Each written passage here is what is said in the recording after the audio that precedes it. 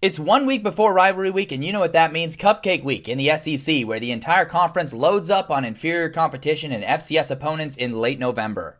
It's this annual tradition specifically that has me the most excited about the SEC finally moving to 9 conference games next year, because it's frankly ridiculous they got away with this for as long as they did. The fact that they have these cupcake games so late into the season when so many other conferences that played 9 conference games were going into trap game environments against tough competition, I think is frankly ridiculous. And you've heard the excuses, the whole conference has them. Well, we play such a tough schedule, we deserve a break in November. I've heard people try to argue, well, it's tougher when you play these games in November because of attrition and injuries. You know what's tougher than these games in November? Playing your conference games in November.